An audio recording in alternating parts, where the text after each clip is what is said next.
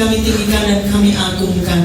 Kami muliakan nama-Mu pagi hari ini Tuhan. Kami percaya saat ujian kami ditinggikan, Engkau hadir di tengah-tengah kami pagi hari ini. Kuasa-Mu memberkati setiap hati kami, sehingga mujizat kesembuhan dan pemulihan boleh terjadi dalam ibadah pagi hari ini ya Bapa. Terima kasih Tuhan, kami siap untuk memuji, memuliakan Engkau pagi ini. Hari Jumat Tuhan, sama-sama kita katakan amin. Silakan duduk Bapak Ibu dan saudara yang terkasih dalam Tuhan. Setiap kita pasti memiliki permasalahan, problema dan perkara dalam hidup kita. Tapi pagi hari ini saya mau berkata, kita punya Tuhan yang setia, amin. Dia penolong kita, Dia sahabat kita yang tidak pernah meninggalkan kita.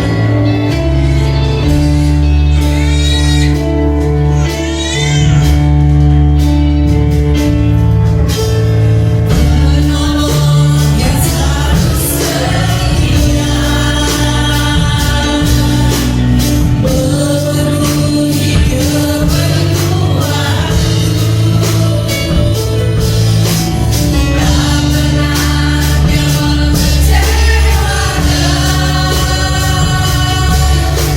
Yesus pun tak pernah gagal. Penolong yang selalu setia, memenuhi keperluan. Tak pernah Dia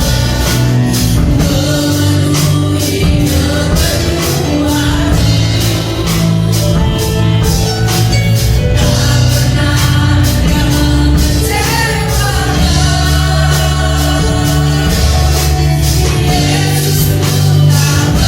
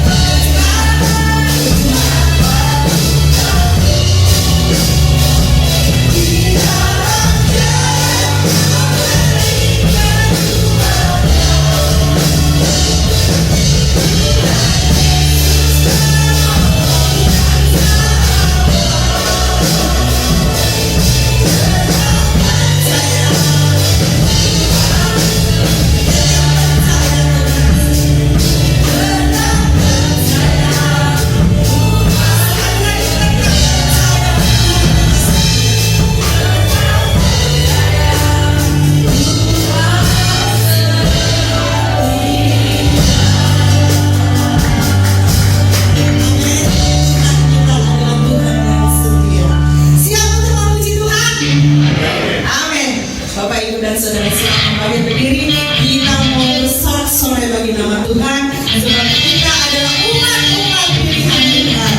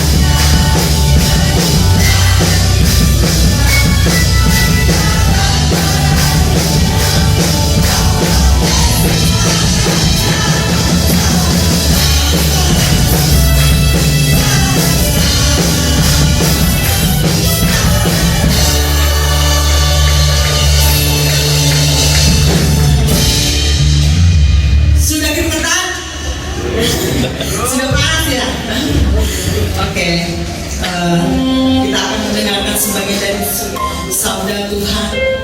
Kita persiapkan hati kita untuk ditegur, untuk diubah, untuk dipenuhi oleh kuasa Tuhan. Di hari ini Tuhan, kami datang, kami bersujud di hadapan Tuhan. Penuhkanlah bejana dengan air hidup-Mu.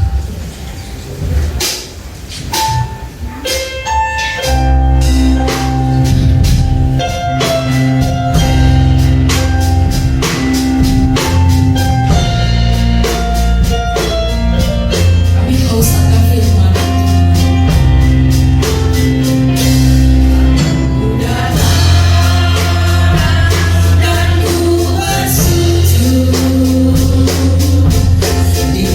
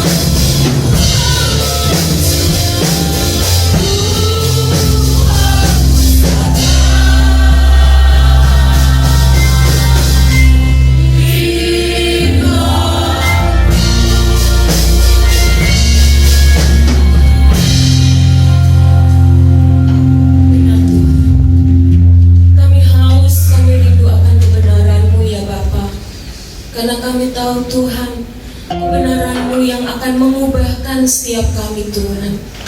Firman-Mu yang akan menerangi jalan-jalan kehidupan kami Tuhan.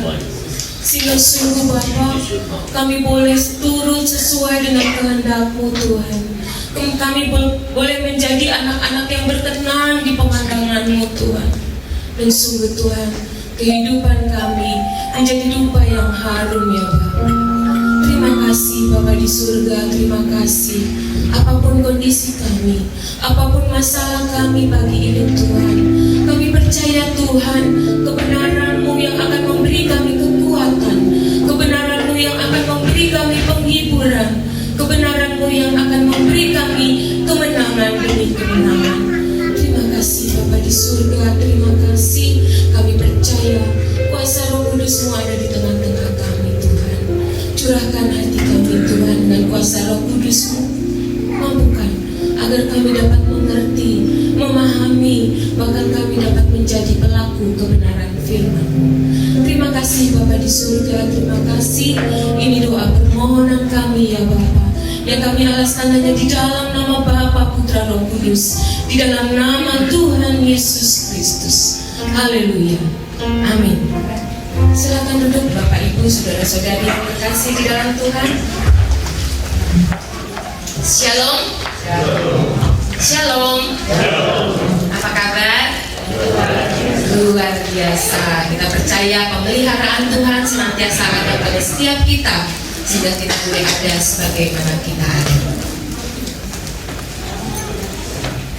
Kalau pada minggu lalu kita sudah belajar bersama-sama bagaimana manusia jatuh di dalam dosa karena adanya pikiran, ya, karena manusia berpikir dia ingin menjadi serupa dengan Allah, sehingga dia terprovokatif oleh ular, ya, sehingga dia memakan buah yang dilarang oleh Tuhan, dan akhirnya manusia jatuh ke dalam dosa, sehingga manusia memiliki yang namanya natur dosa, di mana manusia menjadi kehilangan kemuliaan Allah. Kita akan belajar sama-sama dari Kejadian 3. Kita masih melanjutkan ayat yang kemarin, dan kita akan membaca dari ayat 7 sampai ayat 24. Ya, suatu ayat yang panjang, ya. Namun kita mau belajar bersama-sama. Kejadian 3 ayat 7 sampai 24. Maka terbukalah mata mereka berdua, dan mereka tahu bahwa mereka telanjang. Lalu mereka menyemak daun pohon ara dan membuat cawat. Ketika mereka mendengar bunyi langkah Tuhan Allah yang berjalan-jalan dalam taman itu pada waktu hari sejuk, bersembunyilah manusia dan istrinya itu terhadap Tuhan Allah di antara pohon-pohonan dalam taman. Kita lanjut di ayat yang ke-15. Aku akan mengadakan permusuhan antara engkau dan perempuan ini, antara keturunanmu dan keturunannya. Keturunannya akan meremukkan kepalamu, dan engkau akan meremukkan tumitnya. Lalu kita lanjut di ayat 23 dan 24. Ya, nanti selebihnya kita baca sendiri, ya. Lalu Tuhan Allah mengusir dia dari Taman Eden, supaya ia mengusahakan tanah dari mana ia diambil. Ia menghalau manusia itu, dan di sebelah timur Taman Eden ditempatkannya beberapa keruk dengan pedang yang bernyala-nyala dan menyambar-nyambar untuk menjaga jalan ke pohon kehidupan. Mungkin cerita ini kita sudah tahu alur ceritanya, namun pagi ini kita mau belajar karena tema khotbah pada pagi hari ini adalah upah dosa, baik secara psikis maupun fisik, ya. Dan ada tambahannya, secara roh. Jadi ketika kita sebagai manusia yang diberikan kehendak bebas oleh Tuhan, di mana kita boleh dibilang mengambil keputusan sendiri ya untuk kita melakukan satu tindakan, namun di balik itu ada upah atau dampak yang akan terjadi, ada konsekuensi, ada tanggung jawab yang harus diambil. Jadi setiap kita yang dikatakan kita memiliki kehendak bebas, pasti ada tanggung jawab di dalamnya ya. Karena beberapa ada orang tua yang juga mengajarkan pokoknya nggak boleh begini gitu ya. Nanti dampaknya seperti ini. Terserah mau dilakukan apa enggak. Ya, karena tipe-tipe orang tua kan banyak. Ada juga yang orang tua yang nggak bisa, pokoknya menahan. Ya. Tapi mau sampai kapan ya kita menahan anak kita untuk tidak melakukan seperti apa yang kita katakan? Ya, karena anak juga punya kehendak. Ya. Kita mungkin anak kita masih kecil, kita masih bisa bilang jangan makan permen. Kita nggak kasih dia permen, kita nggak kasih dia duit buat beli permen. Tapi mau sampai kapan kita istilahnya memperlakukan anak kita seperti itu? Karena dia semakin dewasa, dia mengetahui dunia luar, dia dengar pengalaman dari teman-temannya, ya. Ketika kita kasih uang, tetap dia akan mencoba yang namanya apa sih rasanya permen itu. Nanti setelah dia sakit gigi, baru dia tahu, oh ternyata dampaknya ini. Makanya orang tua saya nggak kasih. Nah, manusia waktu di Taman Eden itu kan udah diperintahkan Tuhan, semua makanan boleh dimakan, tapi pohon buah pengetahuan ini, dua pohon yang ada di dalam taman ini jangan dimakan. Tapi Tuhan nggak bisa, istilahnya boleh dibilang memaksakan kehendak, karena manusia memang diciptakan dengan yang namanya free will itu, kehendak bebas itu, dan akhirnya manusia jatuh di dalam dosa. Lalu apa upah dosa secara psikis? Yang pertama, adanya perasaan malu. Di dalam ayat yang ke-7 dikatakan, maka terbukalah mata mereka berdua dan mereka tahu bahwa mereka telanjang, lalu mereka menyemat daun pohon ara dan membuat. Ada perasaan malu ya ketika kita bersalah di hadapan Tuhan. Kalau kita hati nurani kita masih tajam, waktu ketika kita berbuat dosa pertama kali, kita akan takut, kita akan malu ya. Kalau kita nggak malu berarti kita, kalau dikatakan itu udah tumpul mukanya ya. Membuat sesuatu yang tidak sesuai dengan norma-norma yang ada, tidak sesuai dengan yang etika moral yang ada di masyarakat saja, kita malu gitu ya. Contohnya ketika kita mencuri waktu pertama kali misalnya gitu ya, pasti kan ada perasaan geter-geter gitu ya, malu, takut kalau ketahuan gitu ya. Malu ketika mungkin ada orang yang menceritakan satu pengalaman yang sama, waduh kayaknya saya ditelanjangi ini, perilaku saya ya, moral saya, aduh malu mau ditutupin di mana. Jangankan dosa ya, ketika kita jatuh aja ya, lagi jalan udah pakai kebaya yang cakep gitu ya, terus kita jatuh, pasti kita bilang sakitnya sih nggak apa-apa gitu ya. Malunya ini loh mau ditaruh di mana gitu. Nah seperti itu dosa. Ketika melakukan dosa ada perasaan malu terhadap diri sendiri, malu mau datang kepada Tuhan ya.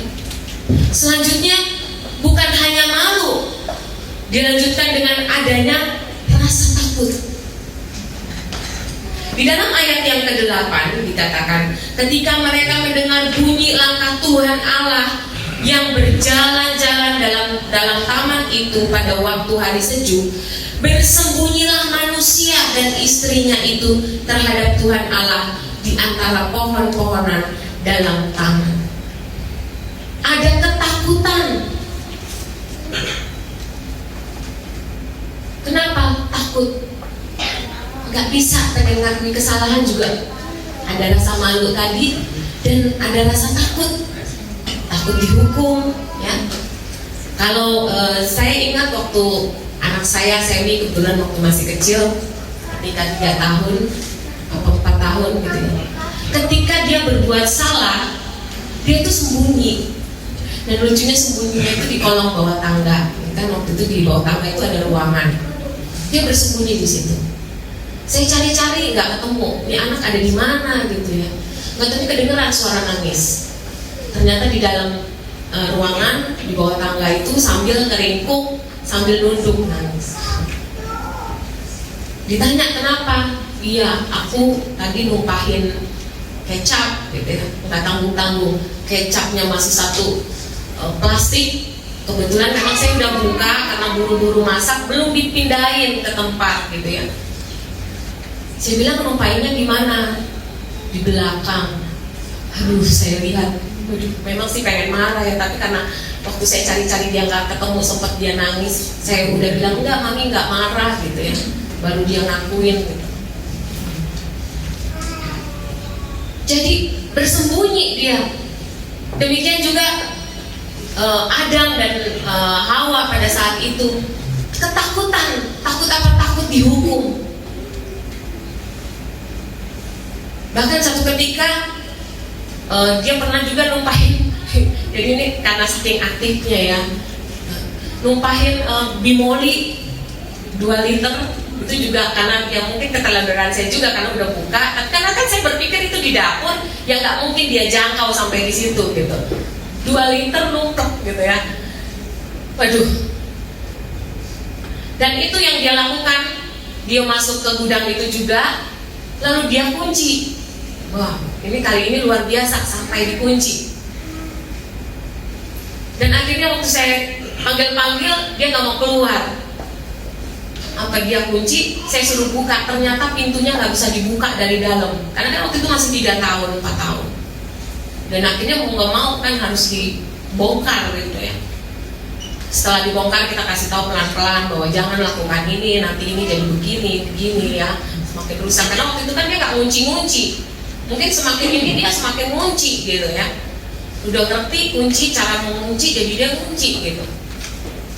Setelah kita kasih tahu gini-gini, akhirnya mulai harus terus diiniin ya, harus terus diingetin. Nanti kalau misalnya kamu melakukan kesalahan, jangan lagi sembunyi di sini ya. Udah, mami nggak marah gitu. Dan kita pun harus berbesar hati gitu ya. Walaupun rasanya kalau kayak orang pengen di apa ya, pengen dimanain gitu ya pokoknya ya. Karena banyak hal yang dia lakukan yang kadang-kadang di luar pikiran saya gitu ya, dengan anak yang seusia itu. Pernah juga dia nurunin itu rak di kulkas, dan dia duduk di situ. Aduh, kalau yang saya pikirin kalau dia nge-strum gimana gitu ya. Nah, Tuhan pun demikian. Dia tahu bahwa ada akibat itu ya. Tapi Tuhan itu yang kita manusia, sebagai manusia aja ya, sebagai orang tua, ketika anak kita melakukan kesalahan aja kita istilahnya boleh dibilang berbesar hati, apalagi Tuhan gitu ya. Makanya Tuhan tetap mencari manusia. Di dalam ketakutannya manusia, tetap Tuhan mencari manusia. Yang selanjutnya, upah dosa secara psikis, yaitu manusia menjadi manusia yang egois, di mana manusia suka menyalahkan orang lain, bahkan menyalahkan Tuhan, ya. Karena manusia merasa dirinya paling benar.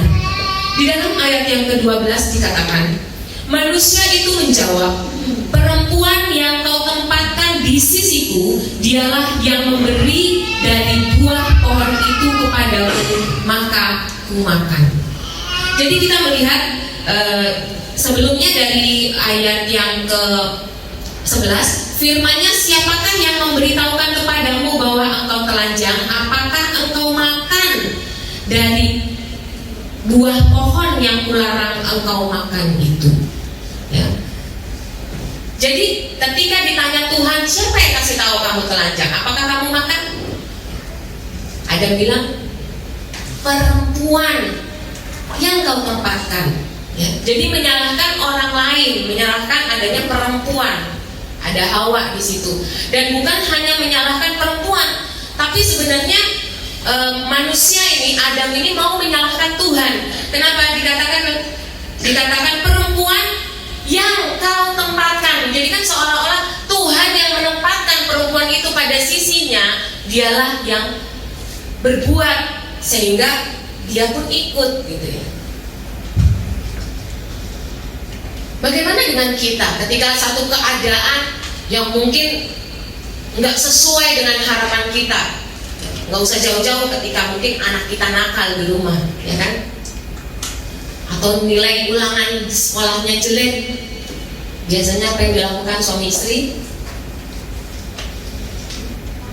Kamu sih di rumah bukannya ngajarin anak, gitu ya. Nanti istrinya jawab, kan anaknya bukan anak saya aja, anak kamu juga, gitu ya kan? Salah-salahan suami dan istri. Apalagi kalau anaknya sampai narkoba, gitu ya. Itu suami istri bisa perang dunia ketiga. Itu baru satu keadaan, baru anak. Belum ketika perekonomian mungkin digonjang-ganjing. Istri bilang sama suami, kamu sih nggak cari uangnya dengan keras. Nanti suami bilang, kamu harusnya bantuin saya cari duit, gitu ya. Ada teman saya kemarin juga cerita beberapa waktu yang lalu, ketika perekonomiannya turun, kata dia, saya berantem. Padahal biasanya kita anteng-anteng, dia nggak pernah, maksudnya malah besar sama saya. Kenapa? Dia bilang, kan saya bilang, ini kan lagi begini, udah jangan di rumah aja, pergi ke kemana gitu ya. Dia malah marah. Jangan nyuruh-nyuruh saya, katanya.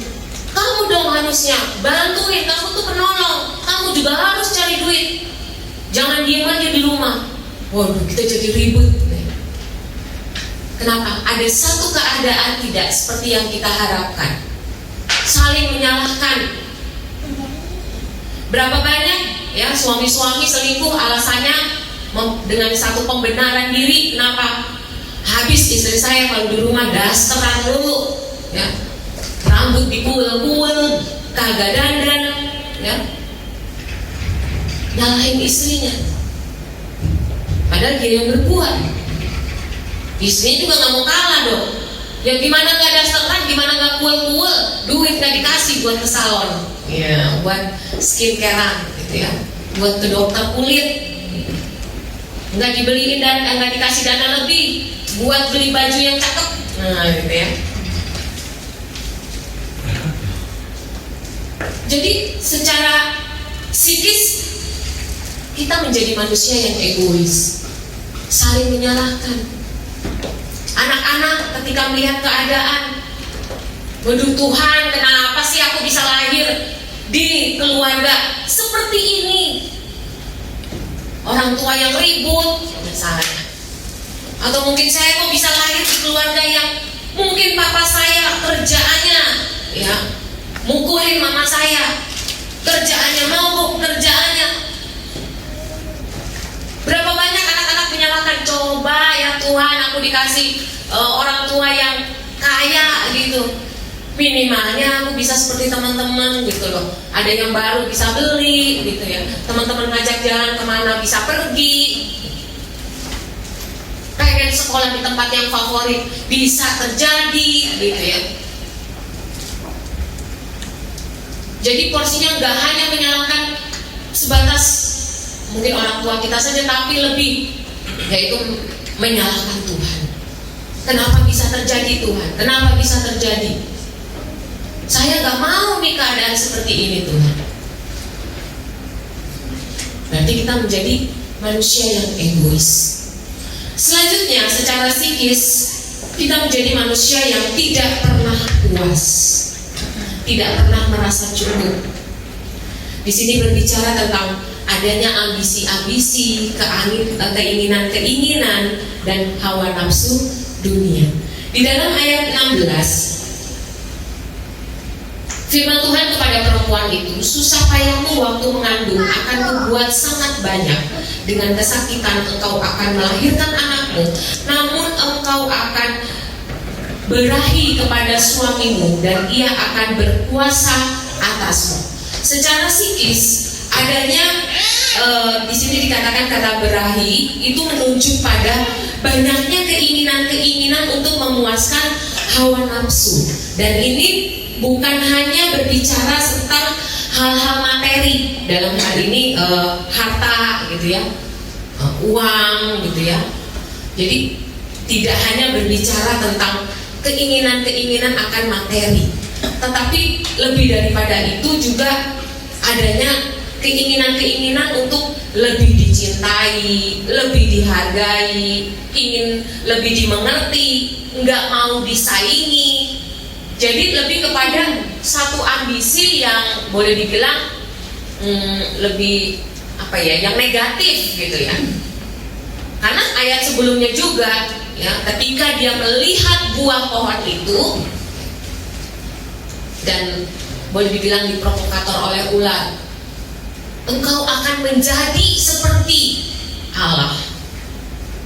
Adanya keinginan, ambisi yang istilahnya boleh dibilang nggak seharusnya dilakukan oleh manusia, karena manusia itu kan ciptaannya Allah. Secara istilahnya strukturnya aja istilahnya udah di bawahnya gitu ya. Kayak kita membuat robot bisa bicara, bisa berjalan, bisa mungkin beres-beres, bersih-bersih. Tapi kan secara ininya dia tetap buatan kita gitu. Istilahnya kalau kayak anak kecil tuh waktu bikin mainan, ketika dia udah nggak bisa dibanting gitu kan, langsung rusak gitu. Jadi keinginan-keinginan, ambisi-ambisi inilah yang menjadi naturnya kita sebagai manusia, yang akhirnya membuat kita untuk terjerumus masuk di dalam dosa dan akhirnya menghalalkan segala cara walaupun itu sudah dilarang. Alkitab kan bilang jangan usah mencuri, jangan mengingini gitu ya. Apapun yang dimiliki saudaramu, jangan mengingini rumahnya, jangan mengingini istrinya, jangan mengingini ya. Makanya buatlah ada pengendalian diri. Kita harus bisa mengendalikan keinginan kita, ambisi kita di bawah kebenaran Tuhan. Kalau kita tahu bahwa kebenaran Tuhan, ya kita harus lakukan itu. Berapa banyak koruptor itu kan terjadi karena apa? Ada ambisi, keinginan untuk lebih kaya lagi. Kenapa? Karena kebenaran di otaknya, kalau saya kaya, saya akan dihormati. Kalau saya punya rumah sampai ada berapa banyak gitu ya, saya akan dihormati. Kalau posisi saya tinggi, saya akan dihormati. Itu kan kebenaran dunia gitu.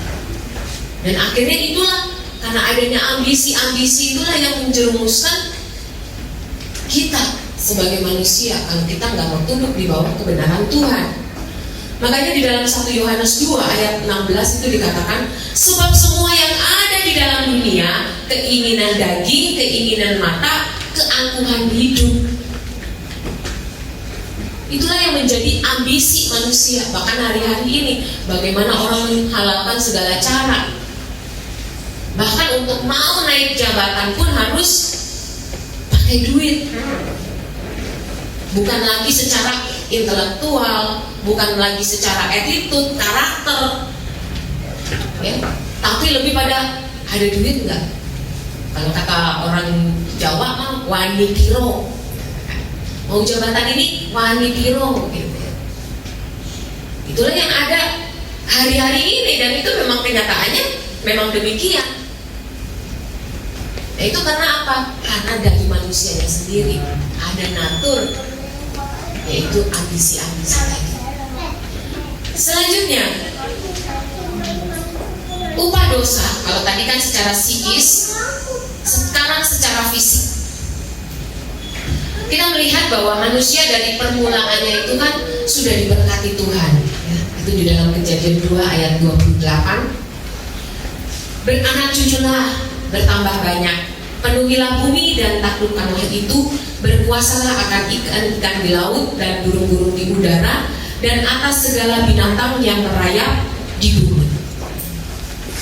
Namun ketika manusia jatuh dalam dosa, yang tadinya berkat berubah, ya, menjadi kutuk. Itu di dalam ayatnya yang ke-15 sampai 17. Aku akan mengadakan permusuhan antara engkau dan perempuan ini, antara keturunanmu dan keturunannya. Keturunannya akan meremukkan kepalamu dan engkau akan meremukkan tumitnya. Firman-Nya kepada perempuan itu, susah payahmu waktu mengandung akan kubuat sangat banyak. Dengan kesakitan engkau akan melahirkan anakmu. Engkau akan birahi kepada suamimu dan ia akan berkuasa atasmu. Lalu firman-Nya kepada manusia itu, karena engkau mendengarkan perkataan istrimu dan memakan dari buah pohon yang telah perintahkan kepadamu, jangan makan daripadanya, maka terkutuklah tanah karena engkau. Dengan bersusah payah engkau akan mencari rezekimu dari tanah seumur hidupmu. Jadi kita melihat bahwa adanya upah dosa secara fisik. Yang pertama berbicara tentang adanya kesakitan. Kesakitan ini bisa berupa penderitaan, ya, bisa berupa sakit penyakit, ya. Karena di dalam ayat 16, ketika engkau mengandung, ya, susah payahmu waktu mengandung dan dengan kesakitan engkau akan melahirkan. Mungkin kita tahu ya, kalau wanita melahirkan sakit. Bahkan kalau yang baru hamil aja ada yang sudah sampai harus bed rest, gitu ya. Karena nggak bisa, mau ngapa-ngapain aja nggak bisa, ya. Muntah lah, apalah, itu satu hal yang menyiksa. Walaupun ada kebahagiaan kan yang diterima, ya kan, karena akan memiliki keturunan. Tapi akan ada susah payah, akan ada kesakitan waktu melahirkan. Di dalam kehidupan ini semua berbicara tentang tantangan, penderitaan, ya, sakit penyakit. Itulah yang harus dihadapi oleh manusia. Berbicara tentang penderitaan, di dalam Mazmur 31 ayat 11 dikatakan, sebab hidupku habis dalam duka. Hidup kita habis dalam duka, ya, Mazmur Daud yang katakan. Dan tahun-tahun umurku dengan keluh kesah, kekuatanku merosot karena sengsaraku dan tulang-tulangku menjadi lemah. Ada penderitaan. Manusia kita hidup, makanya ada peribahasa roda itu berputar, kadang di atas, kadang di bawah. Ada penderitaan, mau seenak-enaknya kita tetap ada penderitaan. Mungkin ekonomi kita baik, mungkin pekerjaan kita baik, tapi anak kita mungkin kita kedudukannya tinggi, otomatis punya harta, tapi mungkin ada sakit penyakit di dalam keluarga kita. Kalau dibilang duitnya habis buat berobat aja dah, gitu ya. Dapat duit habis, dapat duit habis. Itu kehidupan siklus. Atau mungkin ekonomi kita ya sedang-sedang saja, tapi merosot, ya. Akhirnya apa? Karena ekonominya sedang-sedang, ya kan manusia tadi apa? Ada keinginan kan, secara psikologisnya kan punya ambisi-ambisi yang ada harapan yang tidak tercapai. Akhirnya apa? Suami istri ribut, pelampiasannya ribut sama anak-anak. Jadi kehidupan kita itu nggak ada yang mulus, nggak ada yang sempurna. Tapi kadang kita ngelihat orang lain, kita ngelihat tetangga kita enak, gitu ya. Orang bilang tuh sawang sinawang, rumput tetangga lebih hijau. Padahal dia nggak tahu posisi mungkin di tetangganya lebih kacau lagi, gitu kan. Tapi kan kita nggak dengar gosipnya, kita nggak ada di situ. Itu keadaan yang terjadi. Demikian juga mungkin dengan gereja, gitu ya. Kita melihat gereja ini bagus, kita belum masuk di dalamnya. Nanti kalau kita masuk di dalamnya, kita juga tahu kelemahan itu apa. Makanya nggak usah sawang sinawang, kita urusannya dengan Tuhan.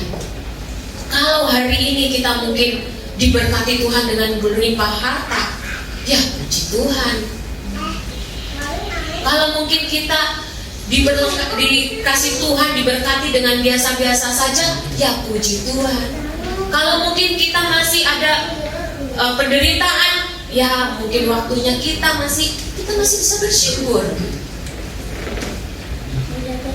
Nah, karena itu siklus kehidupan manusia itu nggak bisa mulus seperti jalan tol. Jalan tol aja yang kita bayar aja ada lubangnya. Ada barang jatuh dari truk gitu ya, bongkahan batu, plastik, ya. Kadang kan ada tuh.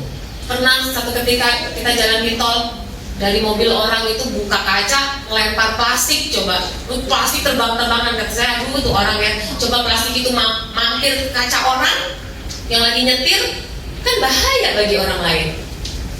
Itu kehidupan gitu. Jadi siklus kehidupan nggak pernah mulus. Ada kesakitan, ada sakit penyakit. Siapa kita yang nggak pernah sakit? Ya. Nggak usah sakit yang boleh dibilang yang parah dah gitu. Setiap kita kan pasti pernah pusing gitu ya, sakit gigi gitu ya. Kepala cenut-cenut ya. Nggak usah sakitnya seperti itu. Kita jatuh, terluka ya.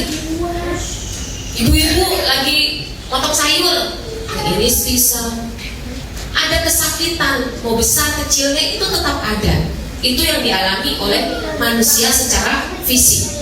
Selanjutnya, secara fisik, adanya kelelahan, ya, waktu mengusahakan tanah atau bumi.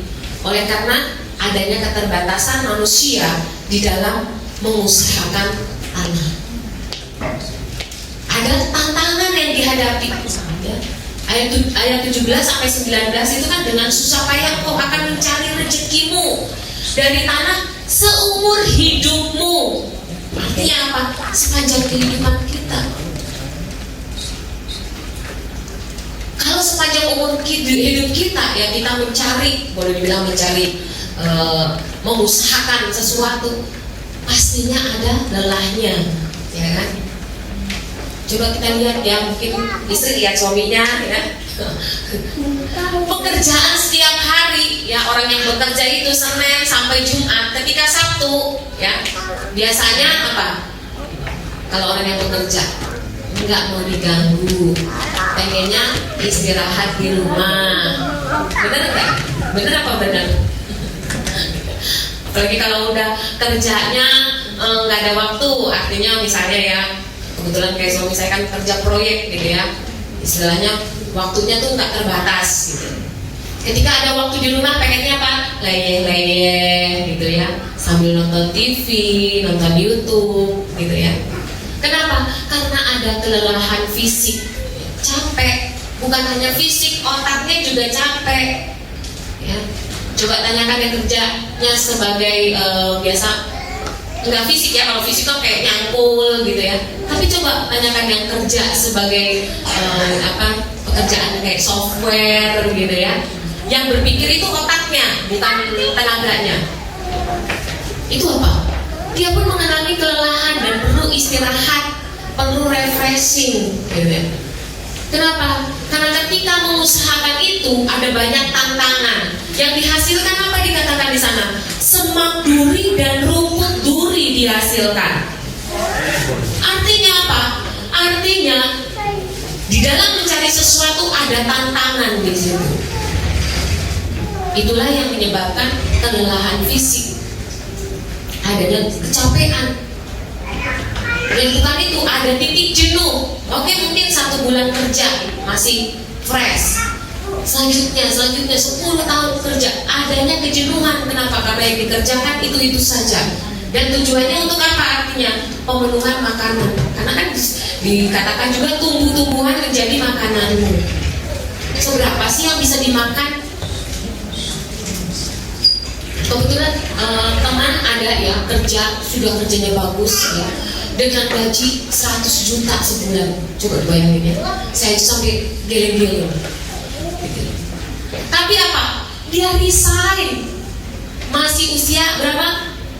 52 tahun resign. Kenapa? Kan saya udah bilang ya, enak kerja udah sampai 100 juta gitu ya. Mau cari apa lagi sih gitu ya. Tapi apa dia bilang? Udah jenuh, udah capek. Pengennya ini aja deh katanya. Kayaknya saya ngeliat orang lain enak ya, apalagi kayak maksudnya dia ngeliat kayak suami saya bilang, tapi kan hasilnya nggak segitu, ya kan? Saya dia kan enak loh, sebulan itu 100 juta gitu ya. Tapi apa? Jenuh. Sampai belum dipensiunkan dia minta pensiun gini gitu ya. Kenapa? Kelelahan. Tapi ya nggak semuanya yang begitu ya kan. Ada juga yang sampai pensiun. Selanjutnya secara fisik adanya kematian ya. Kita melihat ya waktu Tuhan memberi larangan ketika manusia kamu akan makan, maka yang terjadi engkau akan mati. Itu kan udah satu boleh dibilang perkataan permulaan sebelum manusia melakukan ya. Dan ketika manusia melakukan ya yang terjadi memang benar-benar adanya satu kematian ya. Di dalam ayat 19, sebab engkau debu dan engkau akan kembali menjadi debu. Jadi manusia itu menjadi sifatnya tidak kekal ya. Manusia hidupnya hanya sebatas nafas ya. Kalau di dalam kitab Pengkhotbah ya, hidup adalah kesia-siaan gitu ya. Kata sia-sia itu bukan artinya bukan sia-sia yang berarti diabaikan gitu ya, bukan. Tapi kata hidup adalah sia-sia artinya hidup itu hanya sebatas nafas, artinya dihirup keluar, artinya kita masuk ke dunia kita akan keluar lagi gitu ya. Jadi hanya sebentar ya, kalau orang Jawa bilang hanya mampir ngombe. Selanjutnya upah dosa secara roh ya, tadi ada secara psikis, ada secara fisik, ada juga secara roh, dimana kita menjadi terpisah dengan Allah. Di situ ada kata bercerai ya, ada satu perceraian, berpisah dan inilah yang fatal ya, karena kita menjadi nggak punya hubungan yang baik dengan Allah ya. Hubungan kita menjadi retak. Di ayat 9 ketika Tuhan memanggil manusia dikatakan, di manakah engkau ya, kata di manakah engkau itu adalah satu panggilan yang boleh dibilang panggilan kesedihan, karena Tuhan itu mencari ya. Kalau kita mungkin ada yang pernah anaknya hilang di mall ya, pernah ada ya, saya pengalaman dulu siapa ya kalau nggak Rahel, Fani pernah hilang di mall. Itu lutut udah rasanya lemes ya, mau nyari kemana-mana bingung gitu ya, ketakutan, takut kenapa-napa nih anak gitu ya, masih kecil gitu ya. Demikian juga Tuhan ketika manusia jatuh di dalam dosa, Tuhan itu nyari, di mana engkau gitu ya, di manakah engkau. Adanya karena rasa berpisah itu ada kesedihan yang luar biasa. Dan gak sampai di situ karena manusia jatuh di dalam dosa. Di dalam ayat 23, lalu Tuhan Allah mengusir ya. Mengusir itu berarti benar-benar terpisah. Ketika kita ya mungkin di sini nggak ada, saya lihat dengar kesaksian di YouTube ya, ketika dia mengenal Tuhan diusir, benar-benar diusir dari rumah, benar-benar terpisah. Saya bukan orang tua kamu lagi, udah sama kamu pergi, jangan bawa apa-apa dari dalam rumah. Berarti putus hubungan, nggak ada relasi. Di dalam Roma 23, sebab upah dosa adalah maut, tetapi karunia Allah ialah hidup yang kekal di dalam Kristus Yesus. Kalau kita lihat film, waduh waktunya ya. Kalau kita lihat nonton film kerajaan gitu ya, kayak mungkin drakor juga ada itu ya, yang kerajaan. Ketika ada apa itu namanya, ada yang jahat di dalam satu kerajaan itu akan disingkirkan. Ya. Kalau biasanya kalau panglimanya yang boleh dibilang memberontak, itu biasanya langsung dihukum mati, gitu ya, dipenggal kepalanya, dipacu. Tapi kalau keluarganya sendiri yang melakukan, keluarga kaisar itu sendiri yang melakukan satu boleh dibilang pemberontakan, maka yang terjadi itu keluarganya itu, anggota keluarganya itu diasingkan, gitu ya, dipisahkan di tempat yang terpencil, gitu. Di tempat yang terpencil, terus pakai bajunya yang baju benar-benar rakyat jelata yang budak, gitu ya. Itu benar-benar dipisahkan, gitu. Terus dia nggak boleh pakai gelarnya lagi, gitu ya. Itu sebenarnya satu hukuman yang boleh dibilang lebih sakit, ya. Satu penyiksaan yang lebih sakit daripada dihukum mati. Karena kalau dihukum mati kan udah dia nggak merasakan. Tapi kalau ketika dia disiksa dengan diasingkan, ya, ditaruh di hutan, gitu ya, nggak boleh bertemu dengan istilahnya orang sekitar, walaupun tetap dijaga, ada pengawal kerajaan, gitu ya.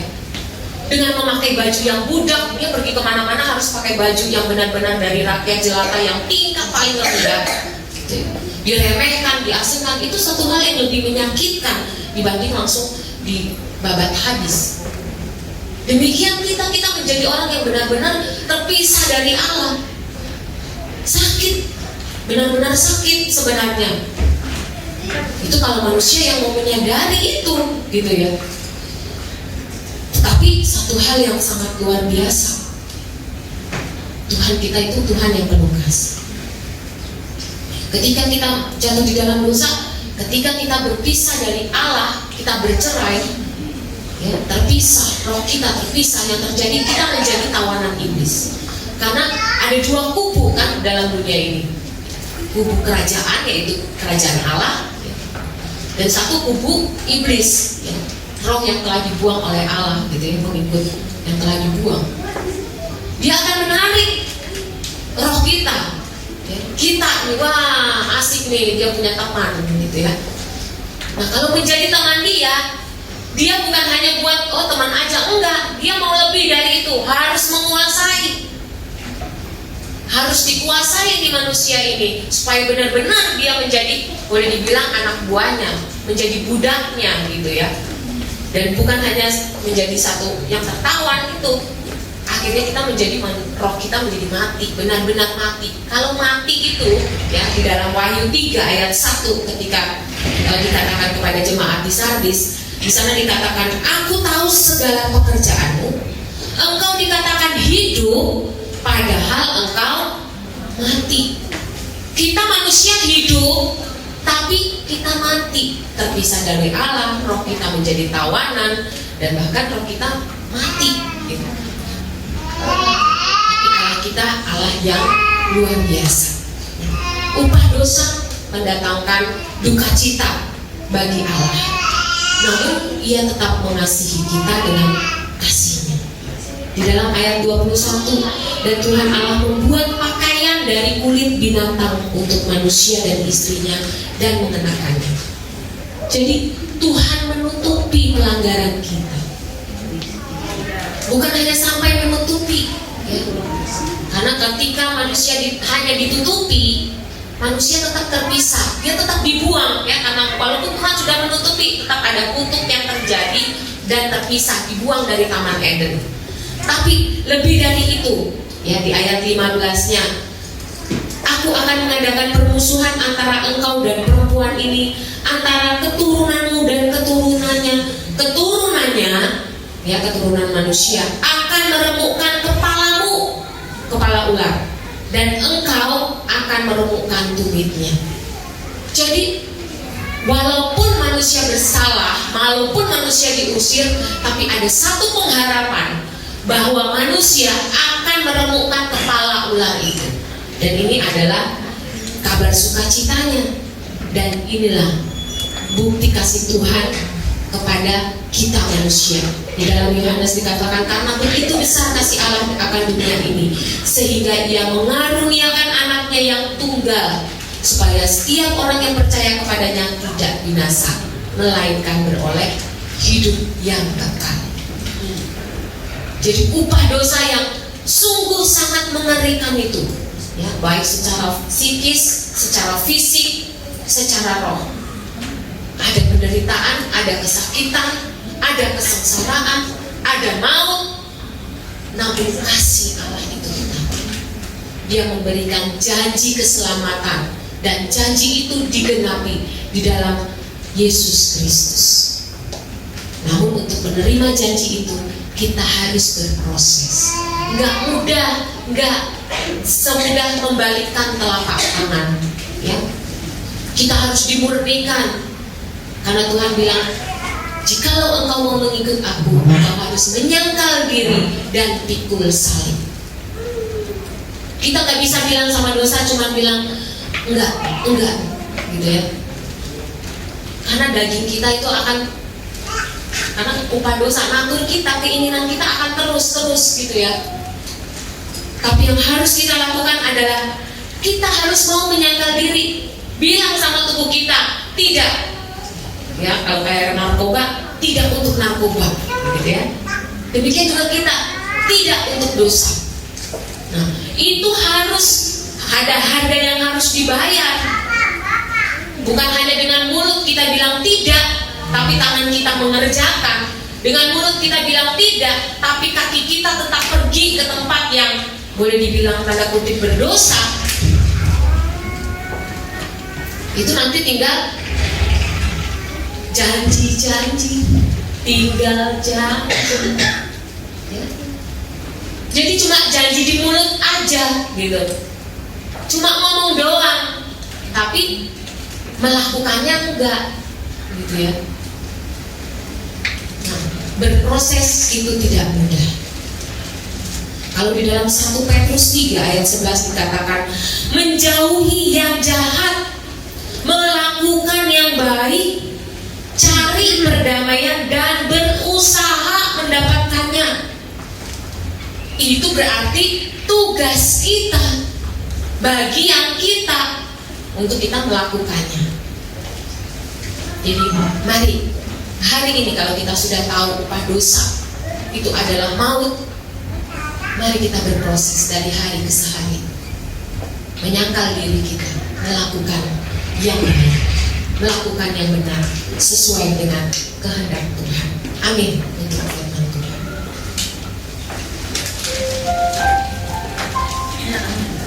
Jadikan aku bait suci yang kudus dan berdiam. Kita mau bangkit berdiri. Haleluya. Tiada berjaya.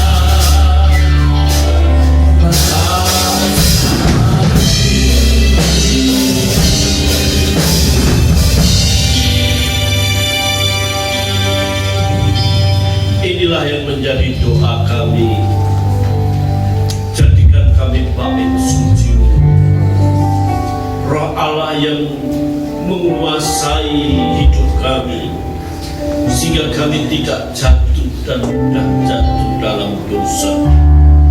Sebab banyak akibat-akibat yang akan kami rasakan kalau kami jatuh dalam dosa. Ajar kami terus tetap hidup dalam penyangkalan diri, untuk kami seturut dengan kehendak Bapa, sehingga kami sempurna seperti Bapa dan serupa dengan Yesus. Itu harga yang mesti harus kami bayar dalam pengiringan kami kepadamu. Bapa, terima kasih untuk kebenaran firman-Mu. Berkati Ibu Pendeta Eva Sulistianti, Tuhan akan pakai dan urapi lebih heran lagi. Tuhan jadikan berkat di mana Tuhan percayakan beliau melayani pekerjaan. Suami dan anak-anaknya diberkati Tuhan. Keluarga yang menjadi milik Allah, menjadi berkat bagi banyak orang. Setiap apapun yang dikerjakan keluarganya, dibuatnya berhasil. Doanya untuk putra-putrinya dalam pekerjaan dan sekolah kuliahnya juga Tuhan dengar dan Tuhan kabulkan. Bapak, terima kasih, kami percayakan keluarga ini dalam pengasihan Tuhan. Hamba berdoa bagi seluruh jemaat-Mu yang hadir. Tuhan memberkati, Tuhan melihat, Tuhan mengenal kami lebih daripada kami mengenal diri kami sendiri. Hamba mengangkat tangan, kiranya berkat Allah turun atas setiap umat Tuhan, berkat kesehatan dan kekuatan, dan apapun yang menjadi persoalan keluarga jemaat Tuhan, Tuhan berikan jalan keluar. Yang sakit Tuhan beri kesembuhan. Semakin hari semakin Tuhan pulihkan. Jika suami, istri, anak-anak dan keluarganya yang sakit, hari ini hamba berdoa Allah bekerja dan menolong, memberi kekuatan dan kesehatan yang semakin disempurnakan. Bapak, terima kasih. Yang berkekurangan Tuhan akan cukupi dengan cara Tuhan. Doa kami setiap mata pencarian umat Tuhan diberkati. Ekonomi umat Tuhan semakin membaik dari hari ke hari. Fasilitas sarana prasarana keluarganya tercukupi dan disediakan dalam segala sesuatu. Dan Tuhan tolong ajar kami mengerti kalau kami diberkati untuk menjadi berkat, bukan untuk diri kami. Bapak, terima kasih. Terpujilah nama-Mu. Doa kami buat negeri ini biarlah keamanan dan ketentraman semakin nyata. Hikmat dari Allah buat Presiden kami Bapak Enzio Joko Widodo bersama para menteri. Tuhan memberkati sehingga dalam pemerintahannya kesejahteraan ini semakin nyata, keamanan semakin tercipta, sebab semuanya berdampak dalam kehidupan kami. Bapak, terima kasih. Sekarang pimpin kami pulang sampai ke rumah dengan selamat, dengan penuh sukacita dalam pimpinan, penyertaan dan pemeliharaan Tuhan. Namun sebelumnya, jika jemaat Tuhan akan memberi persembahan, ajar kami memberi dengan sukacita. Dan kami percaya Tuhan memberkati tangan-tangan yang sudah Tuhan berkati untuk menjadi berkat bagi tempat. Terpujilah nama-Mu Bapa. Saudara, arahkan mata hati dan pulanglah dengan berkat Tuhan. Kiranya damai dan sejahtera dari Allah Bapa, kasih setia dari Yesus Kristus Tuhan, dan persekutuan Roh Kudus menyertai saudara sekarang sampai maranatha. Di dalam nama Tuhan Yesus Kristus.